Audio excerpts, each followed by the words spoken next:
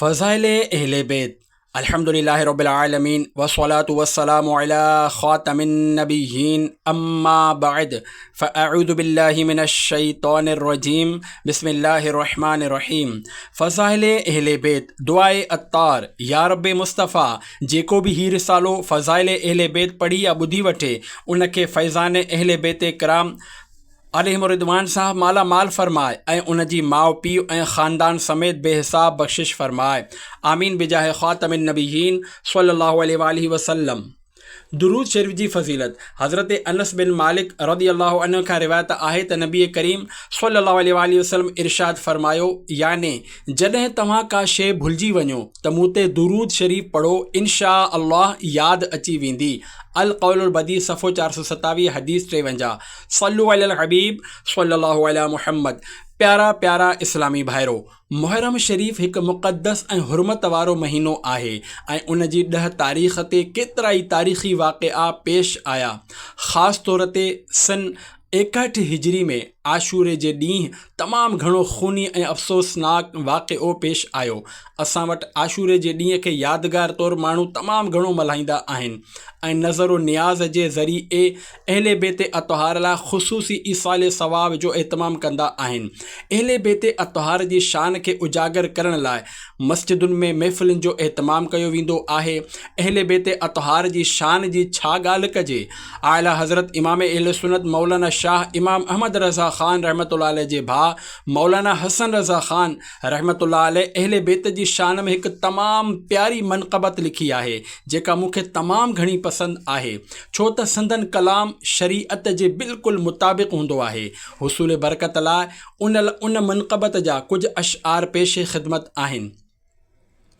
बाग़ जन्नत के हैं बहरे मदह ख़्वाने अहले बैत, तुमको मुजदा नार का ए दुश्मनाने अहले बैत, उनकी पाकी का खुदाए पाक करता है बयां, आया ए ततहीर से ज़ाहिर है शान अहले बैत, उनके घर में बे इजाज़त जिब्राईल आते नहीं, कद्र वाले जानते हैं कद्र शान अहले बैत, रज़्म का मैदान बना है जलवा गाहे हुस्न इश्क, करबला में हो रहा है इम्तिहान अहले बैत, ए शबाब फसल गुल ये चल गई कैसी हवा, कट रहा है लहलहाता बोस्ताने अहले बैत, किस शकी की है हुकूमत हाय क्या अंधेर है, दिन दिहाड़े लुट रहा है कारवाने अहले बैत, खुश्क हो जा खाक होकर खाक में मिल जा फुरात, खाक तुझ पर देख कर तो सूखी ज़बाने अहले बैत, तेरी कुदरत जानवर तक आब से सैराब हों, प्यास की शिद्दत से तड़पे बेज़बाने अहले बैत, फातिमा के लाडले का आखिरी दीदार है, हश्र का हंगामा बरपा है मयाने अहले बैत, वक्त रुखसत कह रहा है खाक में मिलता सुहाग, लो सलाम आखिरी ए बेवगाने अहले बैत, बेअदब गुस्ताख फ़िरक़े को सुना दे ए हसन, यूं कहा करते हैं सुन्नी दास्ताने अहले बैत। ए आशिक़ाने अहले बैत, अल्लाह पाक क़ुरान अज़ीम में अहले बैत अतहार जी तारीफ़ फ़रमाई ऐं उन्हनि जे शान में ही आयत मुबारका नाज़िल फ़रमाई, इन्नमा युरीदुल्लाहु लियुज़हिब अन्कुमुर रिज्स अहलल बैति व युतहिरुकुम तत्हीरा। तर्जुमो कंज़ुल इरफ़ान। ए नबीअ जा घर वारो, अल्लाह त इहो ई चाहे थो त तव्हां खां हर नापाकी दूर करे ऐं तव्हांखे पाक करे ख़ूब साफ़ सुथरो करे। सिपारो 22 सूरतुल अहज़ाब आयत 33। हज़रत अम्र बिन सुलैम रज़ियल्लाहु अन्हु फ़रमाइनि था, ही आयत ततहीर याने पाकी बयान करण वारी आयत उम्मुल मोमिनीन हज़रत उम्मे सलमा रज़ियल्लाहु अन्हा जे घर में नाज़िल थी। जॾहिं हीअ आयत मुबारका नाज़िल थी त नबी करीम सल्लल्लाहु अलैहि वसल्लम हज़रत हसनैन करीमैन रज़ियल्लाहु अन्हुमा ऐं बीबी फ़ातिमतु ज़हरा रज़ियल्लाहु अन्हा खे घुरायो ऐं उन्हनि टिनी खे पंहिंजी मुबारक चादर में लिकाए छॾियो ऐं दुआ फ़रमाई, ए अल्लाह, ही मुंहिंजा अहले बैत आहिनि, इन्हनि खां नजासत दूर फ़रमाए ऐं उन्हनि खे पाक ऐं साफ़ करे छॾ। उन वक़्तु मौला मुश्किल कुशा अलीउल मुर्तज़ा रज़ियल्लाहु अन्हु रहमत आलम सल्लल्लाहु अलैहि वसल्लम जे पोयां बीठिया हुआ। तिरमिज़ी 141/5 हदीस 3216। अहले बेत मां मुराद केरु? अहले बेत मां मुराद केरु आहिनि? इन हवाले सां हज़रत मौलाना सैयद मोहम्मद नईमुद्दीन मुराद आबादी रहमतुल्लाह अलैह फरमाइनि था, इन मां मुराद उम्महातुल मुमिनीन बीबी फ़ातिमा, मौला अली ऐं हसनैन करीमैन रज़ियल्लाहु अलैहिम अजमाइन आहिनि। तफ़सीर ख़ज़ाइनुल इरफ़ान सिपारो 22 सूरतुल अहज़ाब तहत आयत 33 सफ़ो 780। आयत ततहीर ॾांहुं इशारो कंदे मौलाना हसन रज़ा ख़ान रहमतुल्लाह अलैह छा ख़ूब फरमायो, उनकी पाकी का खुदाए पाक करता है बयां, आया ए ततहीर से ज़ाहिर है शान अहले बेत। अफ़ज़लियत में तरतीब, ए आशिक़ाने अहले बेत जिन जो शान इहो हुजे जो संदन घर में हज़रत जिब्रील अलैहिस्सलाम बि बग़ैर इजाज़त न अचनि, उन्हनि सां माण्हुनि कहिड़ो सलूक कयो, दुनिया जी महबत, दुनिया परस्ती ऐं पंहिंजे इक़्तिदार खे बचाइण ख़ातिर उन्हनि ते ज़ुल्मनि जा जबल किराया विया। हसनैन करीमैन रज़ियल्लाहु अन्हुमा जो मर्तबो तमामु बुलंद आहे, पर असां अहले सुन्नत वटि रुतबे जे लिहाज़ खां तरतीब कुझु हिन तरह आहे। हज़रत अल्लामा मौलाना मुफ्ती मुहम्मद अमजद अली आज़मी रहमतुल्लाहि अलैह फरमाइनि था, सभई सहाबा किराम आला हुजनि या अदना, ऐं उन्हनि में अदना को बि न आहे, सभु जन्नती आहिनि। अंबिया ऐं मुरसलीन खां पोइ अल्लाह पाक जी सॼी मख़लूक़ इंसाननि, जिन्ननि ऐं फ़रिश्तनि मां अफ़ज़ल सिद्दीक़ अकबर आहिनि, पोइ उमर फ़ारूक़ आज़म, पोइ उस्मान गनी, पोइ मौला अली रज़ियल्लाहु अन्हुम।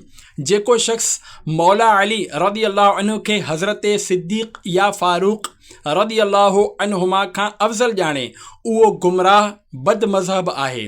ख़ुलफ़ाए अरबआ राशिदीन खां पोइ बाक़ी अशरे मुबशरा हज़रत हसनैन, असहाबे बद्र ऐं असहाबे बैअते रिदवान लाइ अफ़ज़लियत आहे।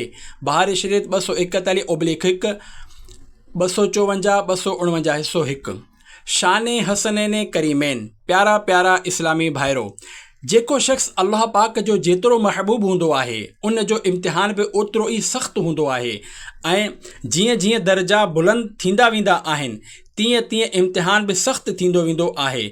इन खे हीअं सम्झो त पहिरीं, ॿिएं, टें, चौथें ऐं 5 क्लास जो इम्तिहान एतिरो सख़्तु न हूंदो आहे, पर मैट्रिक ऐं उन खां पोइ वारनि दर्जनि जा इम्तिहान वधीक सख़्तु हूंदा आहिनि। अहिड़ी तरह जेतिरो दर्जो मथे वधंदो वेंदो आहे, इम्तिहान बि वधीक सख़्तु ऐं मुश्किल थींदो वेंदो आहे, ऐं पोइ मुश्किल इम्तिहान खां पोइ जेका सनद मिलंदी आहे, उन जी अहमियत में ओतिरी वधीक हूंदी आहे।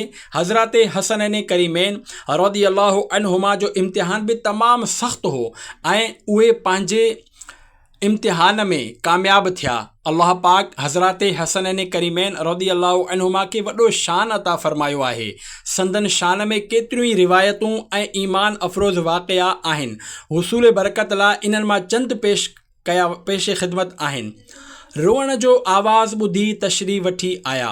नंढपण में हिकु ॾींहुं सैयद शुहदा इमाम हुसैन रज़ियल्लाहु अन्हु जे रोअण जो आवाज़ रहमत आलम सल्लल्लाहु अलैहि वसल्लम जी मुबारक कननि ताईं पहुतो त पाण सैयदा फ़ातिमतु ज़हरा रज़ियल्लाहु अन्हा वटि तशरीफ़ खणी आया ऐं फरमायाऊं, धीअ, हिन खे न रुवारींदी कर, छो त हिन जे रोअण सां मूंखे दिली सदमो थींदो आहे। मुअज्जम कबीर 116/3 हदीस 28-47। प्यारा प्यारा इस्लामी भाइरो, हज़रत हसनैन करीमैन रज़ियल्लाहु अन्हुमा बारगाह इलाही में तमामु घणा मक़बूल हुआ, ऐं अल्लाह पाक जा प्यारा हबीब सल्लल्लाहु अलैहि वसल्लम बि उन्हनि सां बेहद महबत फ़रमाईंदा हुआ। ॿिन्ही हज़रात जी ज़िंदगी अल्लाह पाक ऐं उन जे प्यारे हबीब सल्लल्लाहु अलैहि वसल्लम जी इताअत में ई गुज़री। तंहिं करे जेको मुसलमान अक़ीदे जी दुरुस्तगी सां गॾु इन्हनि ॿिन्ही शहज़ादनि सां हक़ीक़ी माना में महबत कंदो, इंशा अल्लाह उन जा बेड़ा पार थी वेंदा। सुकल वण ते ताज़ियूं खजूरूं। ए आशिक़ाने अहले बेत, हज़रत हसनैन करीमैन रज़ियल्लाहु अन्हुमा परहेज़गारी ऐं सखावत में बि पंहिंजो मट पाण हुआ, ऐं उन सां गॾोगॾु उहे साहिबे करामत बि हुआ। जीअं त हिकु भेरे हज़रत इमाम हसन रज़ियल्लाहु अन्हु सफ़र दौरान खजूरनि जे हिकु अहिड़े बाग़ वटां गुज़रिया जंहिंजा सभई वण सुकल हुआ। हज़रत अब्दुल्ला बिन ज़ुबैर रज़ियल्लाहु अन्हुमा बे उन सफ़र में साणनि गॾु हुआ। हज़रत इमाम हसन रज़ियल्लाहु अन्हु उन बाग़ में क़याम फ़रमायो। ख़ादिमनि हिकु सुकल वण जे हेठियां आराम लाइ बिस्तुर विछाए छॾियो। हज़रत अब्दुल्ला बिन ज़ुबैर रज़ियल्लाहु अन्हुमा अर्ज़ु कयो, ए नवास ए रसूल, काश हिन सुकल वण ते ताज़ियूं खजूरियूं हुजनि हा त असां पेट भरे खाऊं हा। इहो ॿुधी हज़रत इमाम हसन मुजतबा रज़ियल्लाहु अन्हु आहिस्ते आवाज़ में का दुआ पढ़ी, जंहिंजी बरकत सां कुझु ई घड़ियुनि में उहो सुकल वण सरसब्ज़ ऐं शादाब थी वियो ऐं उन में ताज़ियूं पकल खजूरूं अची वयूं। इहो मंज़र ॾिसी हिकु उठ चाढ़ण वारो चवणु लॻो, हीउ सभु जादू जो करिश्मो आहे। हज़रत अब्दुल्ला बिन ज़ुबैर रज़ियल्लाहु अन्हुमा खेसि तंबीह कंदे फ़रमायो, तौबह कर, हीउ जादू न आहे पर शहज़ादा ए रसूल जी मक़बूल दुआ जो असरु आहे। शवाहिदुन नबूवा सफ़ो 227। प्यारा प्यारा इस्लामी भाइरो, एतिरी अज़ीम शान हस्ती हुअण जे बावजूदु हज़रत इमाम हसन रज़ियल्लाहु अन्हु ख़ौफ़े ख़ुदा सबबि ॾकंदा ऐं ड्रिजंदा रहंदा हुआ। जीअं त हज़रत इमाम हसन रज़ियल्लाहु अन्हु जी गिरियावज़ारी। हज़रत हसन बसरी रज़ियल्लाहु रहमतुल्लाह अलैहि फ़रमाइनि था, हिकु राति मां ख़ाने काबा में इबादत करे रहियो हुयुसि त मूं हिकु शख़्स ॾिठो जेको कंबल में पंहिंजो मुंहुं लिकाए काबतुल्लाह शरीफ़ जे दरवाज़े वटि बीही अहिड़ी तरह रोई दुआ घुरी रहियो हो जीअं को तमामु वॾो गुनाहगार या जंहिं शख़्स खां को तमामु वॾो गुनाह सर्ज़ थी वियो हूंदो आहे त हू हैबत सबबि रोई रोई तौबा करे रहियो आहे हूंदो। बहरहाल उहो शख़्स सॼी राति चेहरे ते कंबल वेढ़े रोंदो रहियो। मूं सम्झो त हिन वीचारे को वॾो जुर्म सर्ज़ थी वियो आहे। मूं इन ते तमामु घणो तरस आयो मूंखे। जॾहिं हू वञणु लॻो त मूंखां रहियो न थियो ऐं मूंखे सॾु करे चयो, ए भाउ, थोरो पंहिंजो मुंहुं त ॾेखार ऐं पंहिंजो नालो बि ॿुधाए त जीअं मां तुंहिंजे लाइ दुआई मग़फ़िरत करियां। मुंहिंजी ॻाल्हि ॿुधी उहो शख़्स बीही रहियो। हुन पंहिंजे चेहरे तां चादर हटाई ऐं इरशाद फ़रमायो, मुंहिंजो नालो हसन आहे। जीअं त हज़रत हसन बसरी रहमतुल्लाहि अलैहि इमाम हसन रज़ियल्लाहु अन्हु खे सुञाणींदा हुआ ऐं जीअं ई चेहरो ॾिठऊं हिकदमि हैरान थी विया त हीअ त सख़ियुनि जा सरदार मुस्तफ़ा करीम जे कुल्हनि जा सुवार नवास अहमद मुजतबा इमाम हसन रज़ियल्लाहु अन्हु आहिनि।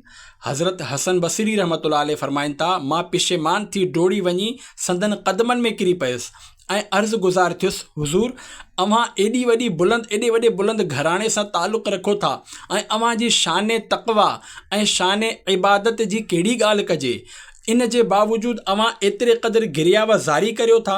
इहो ॿुधी हज़रत इमाम हसन मुजतबा रज़ियल्लाहु अन्हु ते हिकु भेरो ॿीहर रिक़त तारी थी वई ऐं रोंदे रोंदे फ़रमायऊं, ए हसन बसरी, हीअ उहा बारगाह आहे जिते वॾा वॾा माण्हू बि पंहिंजो क़दम रखंदे ड्रिजंदा आहिनि। मुंहिंजा नाना जान रहमत आलमियान सल्लल्लाहु अलैहि वसल्लम मुंहिंजी अम्मा साइण खे कुझु हिन तरह इरशाद फ़रमाईंदा हुआ, ए फ़ातिमा, इहो न सम्झजां त तूं मुंहिंजी धीउ आहीं, पर अमल कर। ए हसन बसरी, चङीअ तरह सम्झी वठि त जॾहिं सय्यदतुन निसा नूरे चश्मे मुस्तफ़ा सय्यदा फ़ातिमतु ज़हरा रज़ियल्लाहु अन्हा खे अमल जी ज़रूरत आहे त पोइ मुंहिंजी कहिड़ी हैसियत आहे। हज़रत हसन बसरी रहमतुल्लाहि अलैहि फ़रमाइनि था, मूं ते हज़रत इमाम हसन रज़ियल्लाहु अन्हु जी रिक़त अंगेज़ गुफ़्तगू जो तमामु घणो असरु थियो। मूंखां दाह निकिरी वई ऐं मां बेहोश थी किरी पियुसि। जॾहिं होश आयो त हज़रत इमाम हसन रज़ियल्लाहु अन्हु वापसि तशरीफ़ वठी चुका हुआ। औराक़े ग़म सफ़ो 298। प्यारा प्यारा इस्लामी भाइरो, सरकार सल्लल्लाहु अलैहि वसल्लम जो सय्यदा फ़ातिमतु ज़हरा रज़ियल्लाहु अन्हा खे ही फ़रमाइण त अमल कर, दरअसल अमल जी ताक़ीद ऐं तरग़ीब आहे। न त हिकु रिवायत में ही आहे त नबी करीम सल्लल्लाहु अलैहि वसल्लम अहले कबाइर यानी वॾा गुनाह करण वारनि जी शफ़ाअत फ़रमाईंदा। तिरमिज़ी 198/4 हदीस 24-44। जॾहिं कबीरा गुनाह करण वारनि जी शफ़ाअत फ़रमाईंदा त पोइ पंहिंजे अहले बैत खे कीअं छॾींदा। अहले बैत अतहार जो शान त ही आहे जो असां जहिड़ा गुनाहगार संदन दामन में पनाह वठंदा यादि रखो, जंहिंजो जेतिरो वधीक शान हूंदो आहे उहो अमल बि ओतिरो ई वधीक कंदो आहे। बहरहाल उम्मत जे लाइ ताक़ीद आहे त हू कंहिं बि सूरत में नेक अमलनि खां ग़फ़लत न करे। 25 भेरा प्यादल हज। हज़रत इमाम हसन मुजतबा ऐं हज़रत इमाम हुसैन रज़ियल्लाहु अन्हुमा 25 भेरा पैदल हज कयो। मुस्तदरिक 160/4 हदीस 48-41। सुवारियुनि जे हूंदे बि पैदल छो? हज़रत इमाम हसन मुजतबा रज़ियल्लाहु अन्हु खे कंहिं अर्ज़ु कयो, हुज़ूर, सुवारियुनि जे हूंदे तव्हां पैदल हज ते छो वेंदा आहियो? त पाण इरशाद फ़रमायाऊं, मूंखे शर्म थो अचे त मां पंहिंजे मालिक ऐं मौला जी बारगाह ॾांहुं सुवारी ते चढ़ी वञा, ग़ुलाम खे आज़ादु करे छॾियाऊं। हिकु भेरे हज़रत इमाम हसन मुजतबा रज़ियल्लाहु अन्हु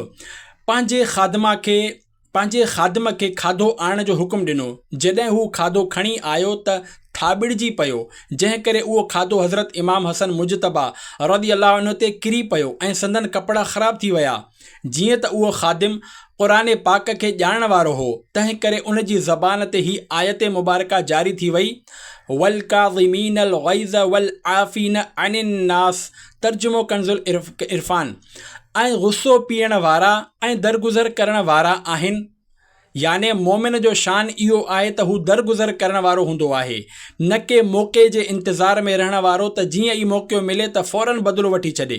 जीअं असां माण्हुनि जो तरीक़ो आहे त जेकॾहिं कंहिं असांखे 4 माण्हुनि जे साम्हूं दड़का ॾिना हूंदा आहिनि त असीं उनखे 1000 माण्हुनि जे साम्हूं ज़लील करण जी कोशिशि कंदा आहियूं, जॾहिं त असांजा बुज़ुर्गान दीन रहमतुल्लाहि अलैहिम पंहिंजे नफ़्स ख़ातिर कंहिं खां बि बदिलो न वठंदा हुआ। बहरहाल जॾहिं ख़ादिम इहा आयत मुबारका तिलावत कई त उन ई वक़्तु हज़रत इमाम हसन रज़ियल्लाहु अन्हु जी ज़बान मुबारक ते जारी थियो, क़द अफ़ौतु अनक, याने मूं तोखे मुआफ़ कयो। ख़ादिम इहे लफ़्ज़ ॿुधंदे ई आयत मुबारका जे आख़िरी हिसो तिलावत कयो, वल्लाहु युहिब्बुल मुहसिनीन। तर्जुमो कंज़ुल इरफ़ान। ऐं नेक माण्हू अल्लाह जा महबूब आहिनि। इन ते हज़रत इमाम हसन रज़ियल्लाहु अन्हु फ़रमायो, याने तूं अल्लाह पाक जी रिज़ा ख़ातिर आज़ाद आहीं। तफ़सीर रूहुल बयान सीपारो 4 आले इमरान तहतुल आया 134। प्यारा प्यारा इस्लामी भाइरो, ॾिठो अव्हां, कपिड़ा ख़राब थी वञण जे बावजूदि हज़रत इमाम हसन रज़ियल्लाहु अन्हु पंहिंजे ख़ादिम सां कहिड़ी तरह हुस्न अख़लाक़ सां पेश आया। ग़ौर करियो, जेकॾहिं असांजे कंहिं नौकर या मुलाज़िम खे ठोकर लॻी वञे त असांजे वाता फ़ौरन हिन क़िस्म जा जुमिला निकिरंदा आहिनि, अंधो आहीं छा, ॾिसी नथो हली सघीं, आख़िर एतिरी तकड़ करण जी कहिड़ी ज़रूरत हुई, तो मुंहिंजनि कपिड़नि जो खानो ख़राबु करे छॾियो, वग़ैरह वग़ैरह। कुझु सेठ त अहिड़े मौक़े ते बि 2-4 गारियूं बि कढी छॾींदा आहिनि। ऐं अहिड़ी तरह मुलाज़िम गुनहगार हुजे या न हुजे, पर सेठ ज़रूरु गुनहगार थी वेंदो आहे। ॾिसो, असांजा बुज़ुर्गान दीन रहमतुल्लाहि अलैहिम केॾा न बा अख़लाक़ हूंदा हुआ, जो हज़रत इमाम हसन रज़ियल्लाहु अन्हु ख़ादिम खे संदसि जुर्म जे कहिड़ी न प्यारी सज़ा ॾिनी जो खेसि आज़ादु करे छॾियाऊं। अल्लाह पाक असांखे उन नुफ़ूस क़ुदसिया जे फैज़ ऐं बरकतुनि सां माला माल फ़रमाए। आमीन बिजाह ख़ातमिन नबिय्यीन सल्लल्लाहु अलैहि वसल्लम। ए आशिक़ाने अहले बैत, हज़रत इमाम हसन ऐं हज़रत इमाम हुसैन रज़ियल्लाहु अन्हुमा ॿई शहज़ादा तमामु वॾी अज़मत वारा हुआ ऐं संदन इम्तिहान बि एतिरा ई वधीक सख़्तु थिया, जीअं त ज़हर ॾेई शहीद कयो वियो। हज़रत इमाम हसन मुजतबा रज़ियल्लाहु अन्हु खे ज़हर ॾेई शहीद कयो वियो। संदन सब्र ऐं ज़ब्त जो इहो हाल हो जो पाण आख़िरी दम ताईं ज़हर ॾियण वारे जो नालो न ॿुधायाऊं, छो त शाहिदी ज़रूरु आहे ऐं जेकॾहिं शाहिद पेश न कया वञनि त फ़र्द जुर्म आइद न थींदी आहे। तंहिं करे कंहिं ते ज़हर ॾियण जो इल्ज़ाम नथो लॻाए सघिजे। बहरहाल पाण रज़ियल्लाहु अन्हु ज़हर ॾियण वारे जो नालो न ॿुधायाऊं त मता मां पंहिंजे क़यास सां कंहिंजो नालो ॿुधायां ऐं हक़ीक़त में उन ज़हर न ॾिनो हुजे त उनखे बिना ॾोह जे सज़ा अची वेंदी ऐं आख़िरकार पाण रज़ियल्लाहु अन्हु शहीद थी विया। शहादत अली असग़र रज़ियल्लाहु अन्हु। ॿियनि शुहदाए करबला सां गॾु मैदान करबला में नंढड़ा अली असग़र रज़ियल्लाहु अन्हु बि मौजूदु हुआ। जिन जी उमिरि उन वक़्तु 6 महीना हुई ऐं उन सबबि संदन ज़बान सुकी कंडा थी वई हुई। पर यज़ीदी लश्कर ते बदबख़्ती ग़ालिब आई ऐं उन्हनि मां हिकु ज़ालिम ऐं बेरहम शख़्स हरमला बिन काहिल नाले तीर हयो जेको नंढड़े अली असग़र जे गले में वञी लॻो। उन्हनि हिकु झटको खाधो ऐं तड़पी तड़पी थधा थी विया। औरा के गम सफ़ो 487। देखा जो ये नज़ारा कांपा है अर्श सारा, असग़र के जब गले पर जालिम ने तीर मारा। ए ज़मीने करबला ये तो बता क्या हो गया, नन्ना अली असग़र तेरी गोद में कैसे सो गया। अफ़सोस केॾो न अजीब ऐं दर्दनाक मंज़र हो जो 6 महीननि जो ॿार खे न छॾियो वियो। इमाम आली मक़ाम इमाम हुसैन रज़ी अल्लाहु अन्हु खे उन जो केतिरे क़दुरु सदमो रसियो हूंदो। वधीक ही त इमाम आली मक़ाम रज़ी अल्लाहु अन्हु पंहिंजे नौजवान पुट हमशकल मुस्तफ़ा हज़रत अली अकबर रज़ी अल्लाहु अन्हु, पंहिंजे भाइटे हज़रत क़ासिम बिन हसन रज़ी अल्लाहु अन्हुमा ऐं पंहिंजनि 2 भाणेजनि हज़रत मुहम्मद ऐं हज़रत आन रज़ी अल्लाहु अन्हुमा खे पंहिंजे अखियुनि आॾो शहीद थींदे ॾिठो, बल्कि समूरे ख़ानदान खे पंहिंजे साम्हूं कुसंदे ॾिठाऊं। शहादत इमाम आली मक़ाम रज़ी अल्लाहु अन्हु। प्यारा प्यारा इस्लामी भाइरो, एतिरनि सदमनि सां गॾोगॾु जेकॾहिं बुख ऐं उञ बि हुजे त इंसानु बिल्कुलु टुटी पवंदो आहे, पर इन जे बावजूदि इमाम आली मक़ाम इमाम हुसैन रज़ी अल्लाहु अन्हु जी इस्तक़ामत ते ज़रे बराबर बि लग़्ज़िश न आई ऐं पाण पंहिंजी तलवार ज़ुल्फ़िकार खणी मैदान में तशरी वठी विया ऐं दुश्मननि ते टुटी पिया।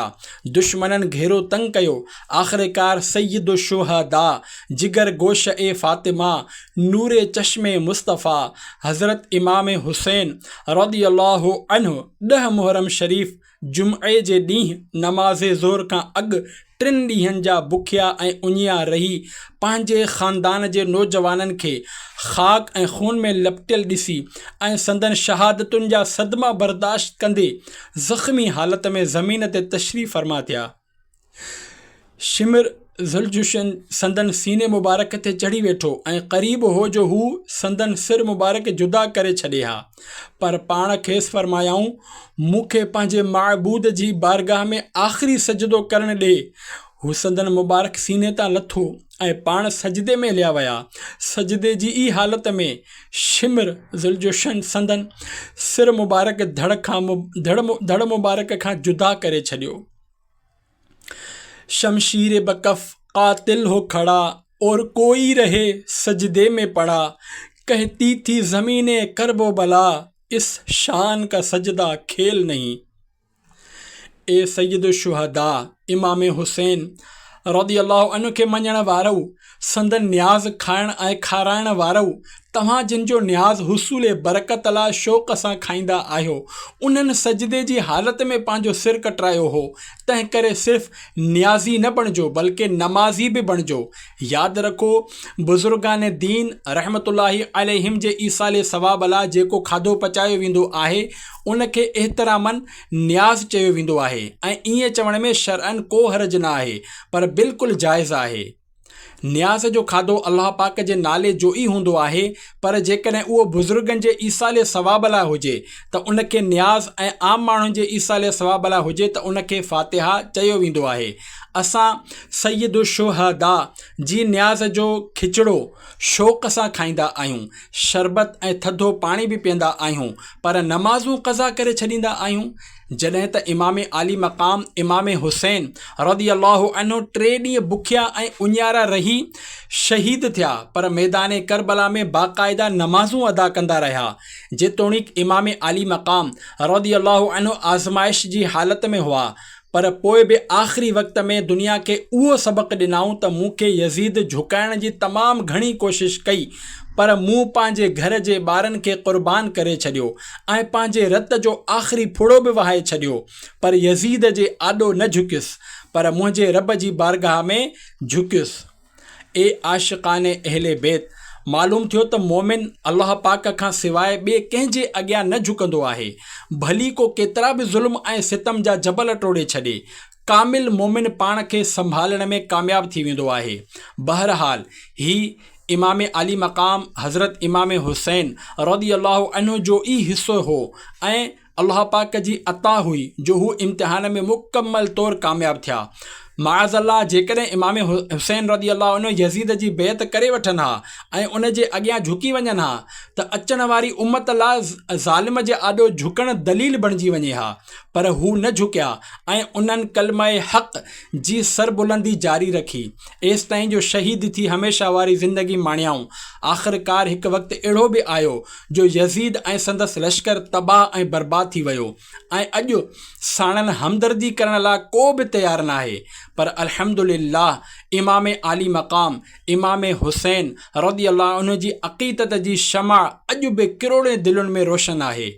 प्यारा प्यारा इस्लामी भाइरो, इमाम आली मक़ाम इमाम हुसैन रज़ियल्लाहु अन्हु दीन लाइ क़ुर्बानी ॾिनी ऐं पंहिंजो तन मन धन बल्कि सॼो घर अल्लाह जी राह में क़ुर्बान करे छॾियाऊं।